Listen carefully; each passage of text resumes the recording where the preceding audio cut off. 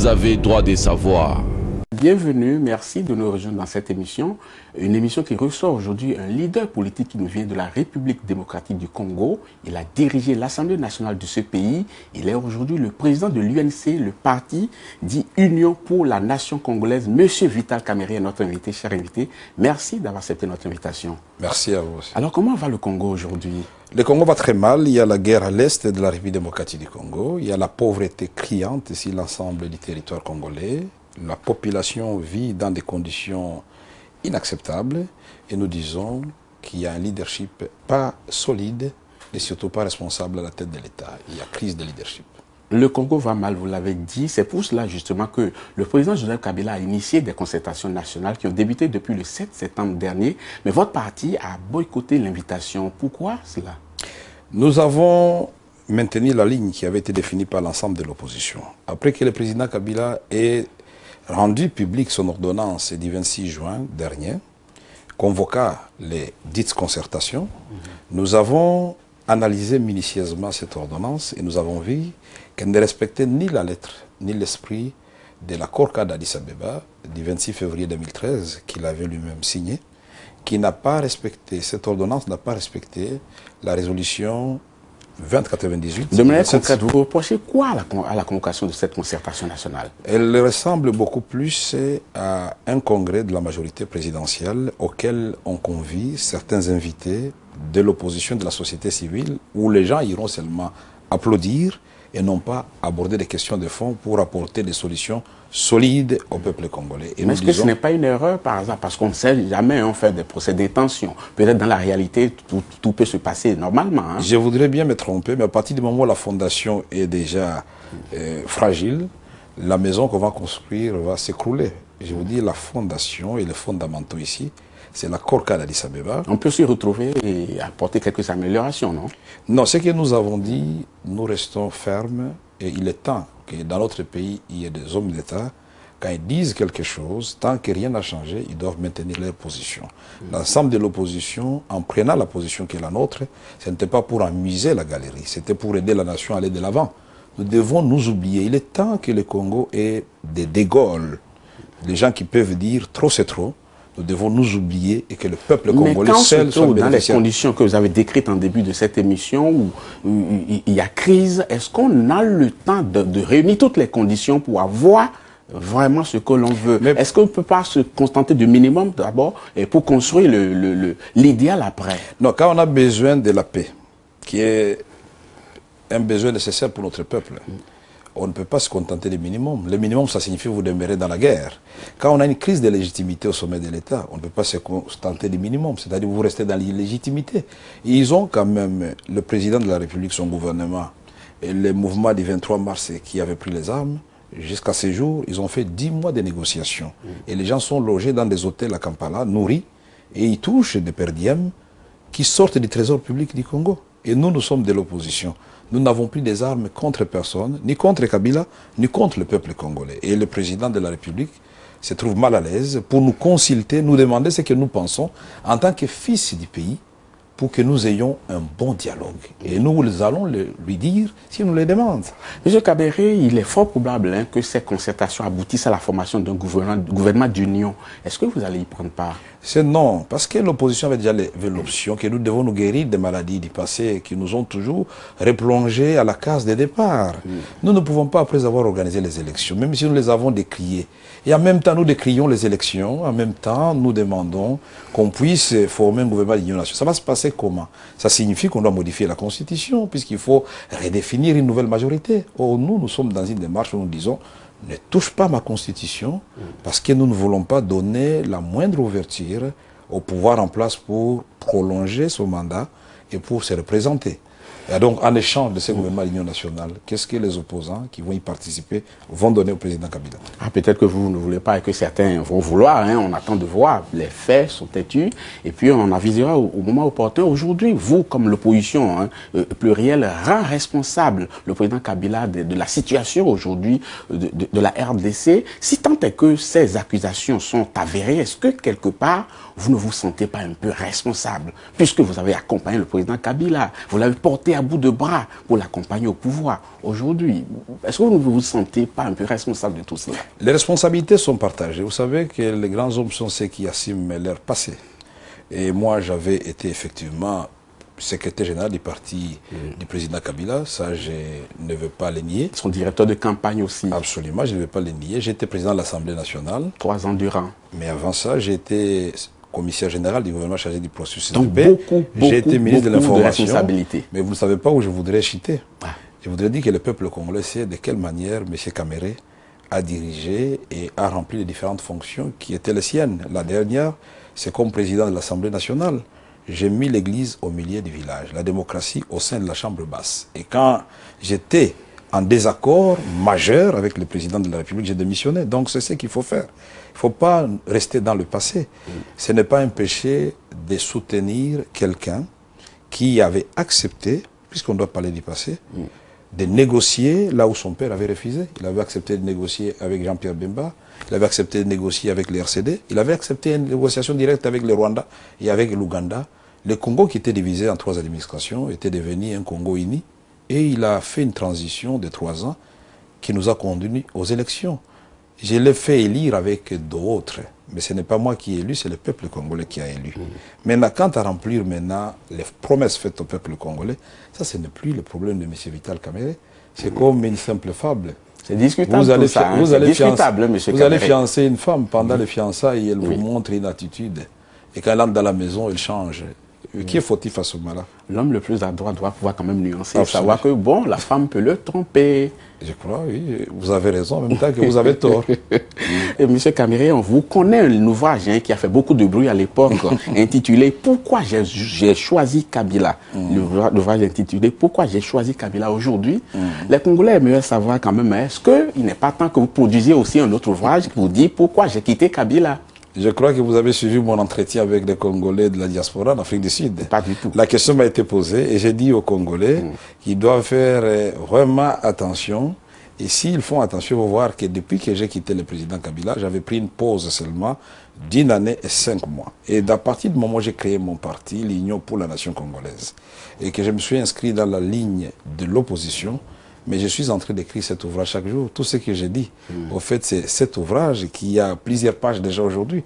S'il suffit de prendre les différents DVD, vous allez voir ce que je suis en train de dire. Et mais moi, sauf que dans l'autre ouvrage, ce n'était pas des DVD. Hein? Et moi, j'ai dit ceci. Il ne faut pas non plus que nous restions accrochés aux individus. Moi, ce qui importe pour moi, qu'est-ce que M. Kamere, son parti, ses alliés et d'autres Congolais peuvent apporter au Congo. C'est très important. Et pour ça, je serai à l'aise pour vous répondre, puisque si on pose la question de savoir, puisque vous nous avez aidé à voter Kabila, même si lui-même maintenant peut-être ne le reconnaît plus, qu'est-ce que vous, si vous le remplacez, vous allez faire? Là, je serai très à l'aise pour vous dire ce que je peux faire. Non, vous voulez dire que vous n'êtes pas à l'aise quand vous dites que vous avez amené Kabila. Là, vous m'avez pris au mot, puisque je vous ai répondu avant. Bien entendu. Je sais que c'est votre métier, mais n'oubliez pas non plus que nous sommes des politiciens, nous aussi nous parlons. Oui, mais justement, j'irai même plus loin en disant que, est-ce que vous ne constatez pas aujourd'hui que votre passé de proche collaborateur de président Joseph Kabila vous colle au dos et fait que l'opposition traditionnelle a de la peine à vous accepter en son sein? Mais maintenant, cette opposition traditionnelle, nous sommes restés combien maintenant qui ne sont pas partis aux concertations aujourd'hui? Vous savez que les balles de chauve, c'est le temps qui tranche. Vous pouvez vous tondre la tête, mais si vous restez très longtemps dans les balles de chauve, les cheveux finissent par pousser. Aujourd'hui, vous savez, quand j'ai démissionné, tout le monde disait, non, après 3 mois, non, ils ne peuvent pas se séparer ces deux-là. C'est impossible. Ils vont, non, c'est demain. Il sera nommé Premier ministre. Nous sommes à la 5e année. Et donc, je vous dis qu'aujourd'hui, l'Union pour la nation congolaise n'a pas de haine contre personne. Nous restons dans les principes. Et quand nous décidons, depuis que je suis dans l'opposition, quelque chose avec les amis, je n'ai jamais transigé ni trahi. Je reste dans la ligne définie. Oui, mais vous n'avez pas de peine, vous n'avez pas gardé dans à quiconque, mais est-ce que ce n'est pas cela qui amène certaines personnes à dire que vous seriez prêt à retravailler avec le président Kabila aujourd'hui? C'est vrai? C'est de l'intox ou bien c'est de l'information? C'est de l'intox. Dire que moi je suis en train de chercher à travailler avec le président Kabila aujourd'hui, ça c'est de l'intox. M. Vital Kamerhe a été candidat à l'élection présidentielle en 2011. M. Vital Kamerhe, son parti, a été aux législatives de 2011, pour un parti qui n'avait que 11 mois d'existence, nous avons 18 députés à l'Assemblée nationale. Et nous sommes entrés encore d'actualiser notre vision pour un Congo fort, prospère et stable au cœur de l'Afrique. Parce que nous pensons que l'avenir du Congo, le destin du Congo, il est national, il est régional, il est continental, il est mondial. Le Congo, c'est comme le Brésil d'Afrique. Le Congo, c'est la Chine d'Afrique. Le Congo, ce n'est pas n'importe quel pays. Et nous devons prendre conscience de cela. C'est pourquoi j'ai dit, le Congo a besoin d'un De Gaulle qui va dire, c'est assez.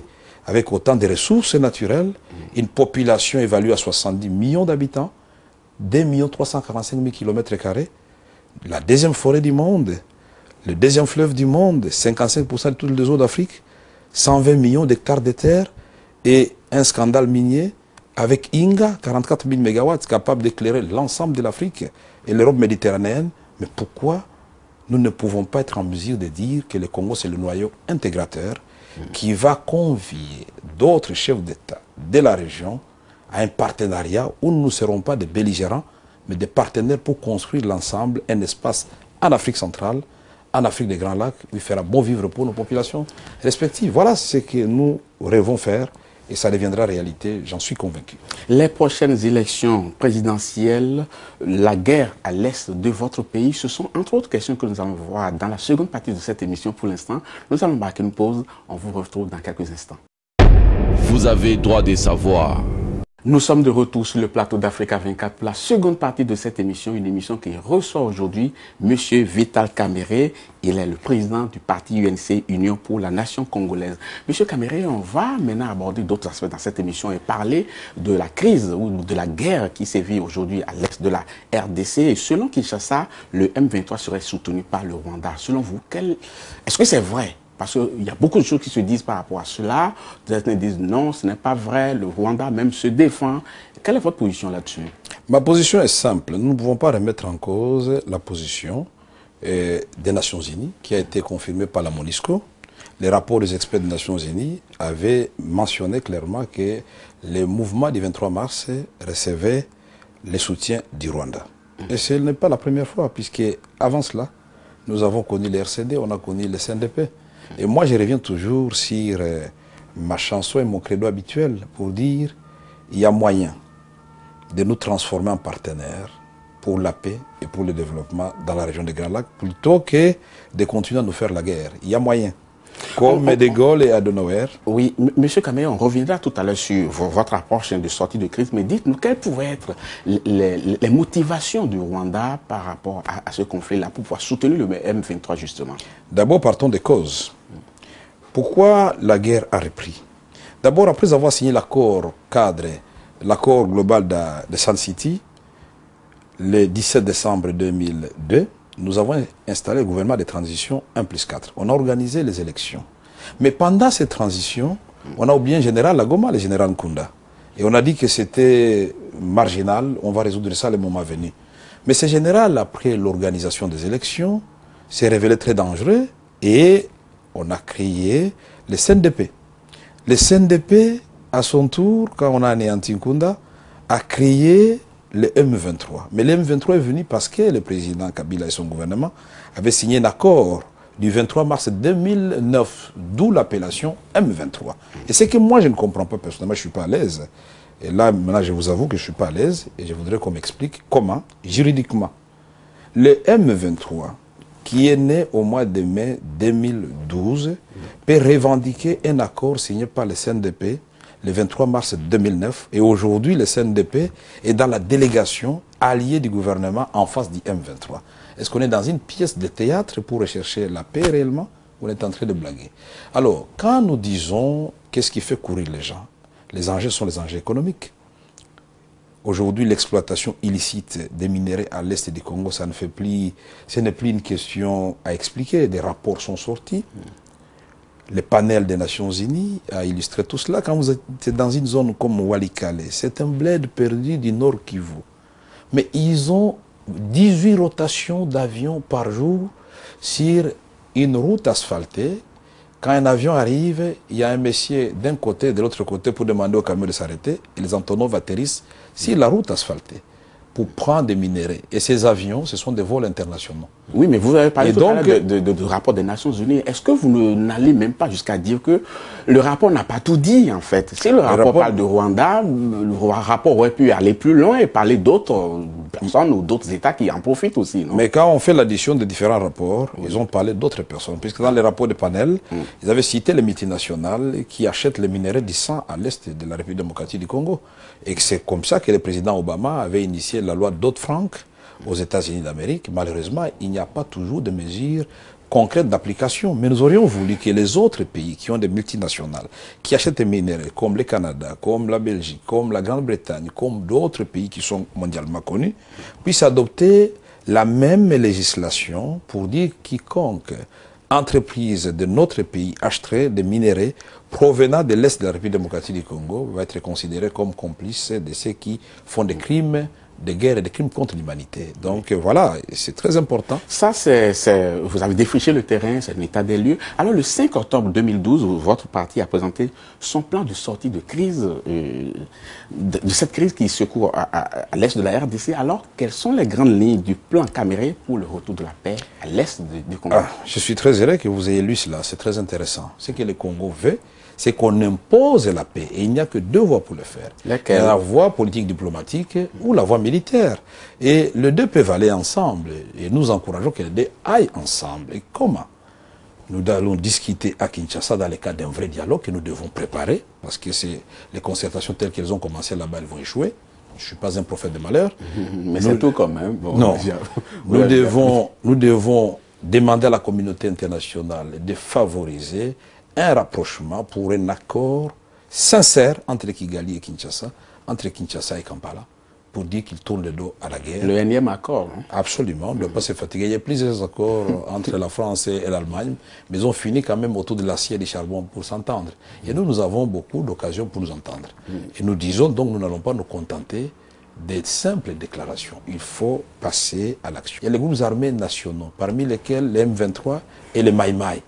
Mais le M23 est en train de discuter avec Kabila à Kampala. Et les Maïmaï qui sont au nombre de 70 groupes armés, jusqu'au nord Katanga et dans la province orientale. On fait quoi?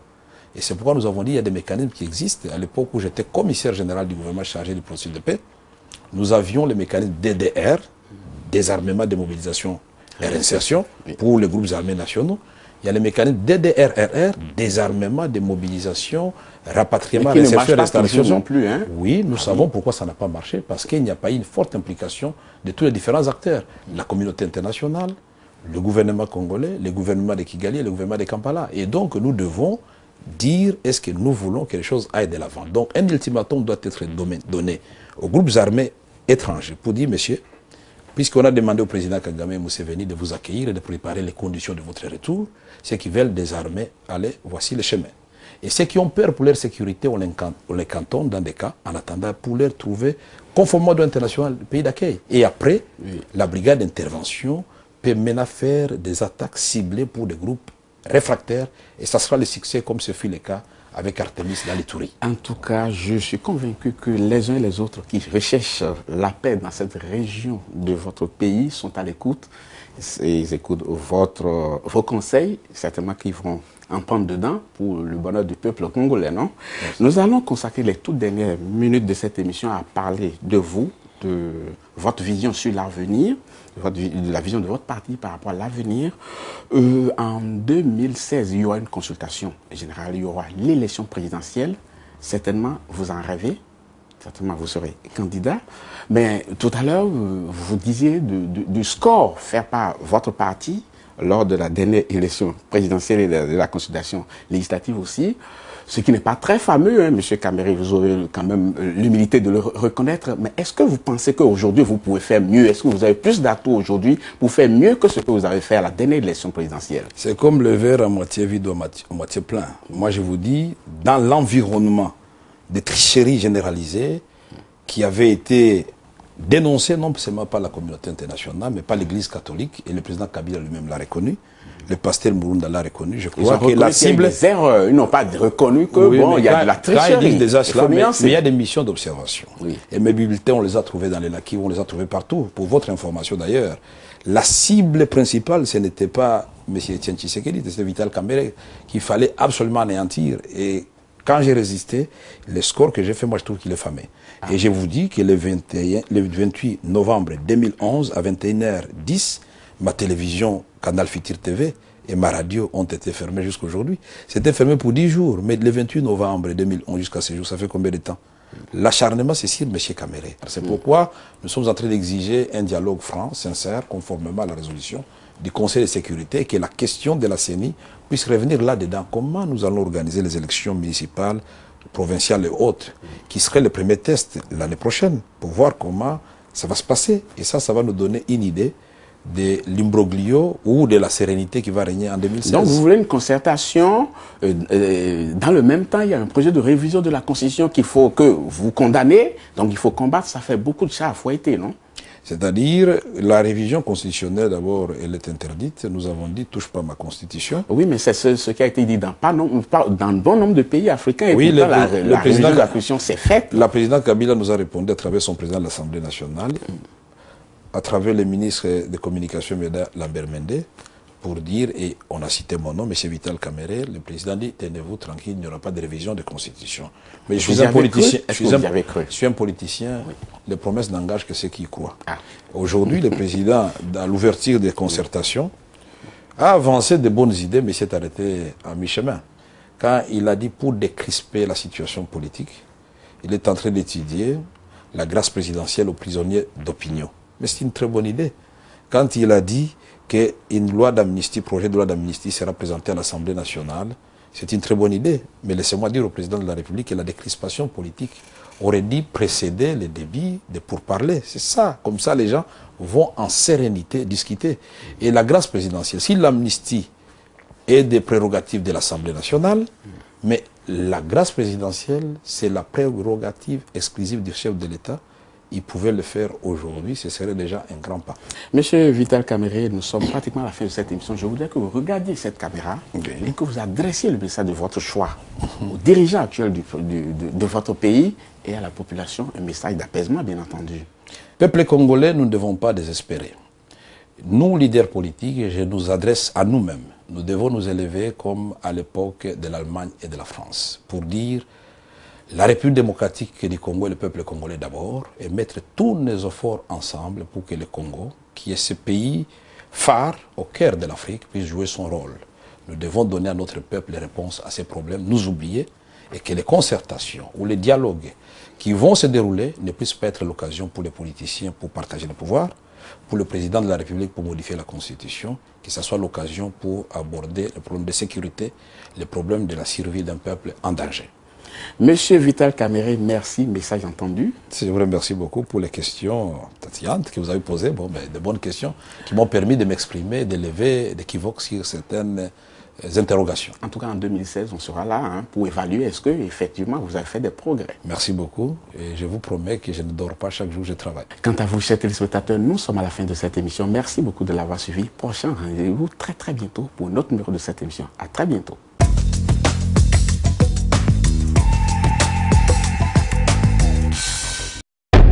Vous avez droit de savoir.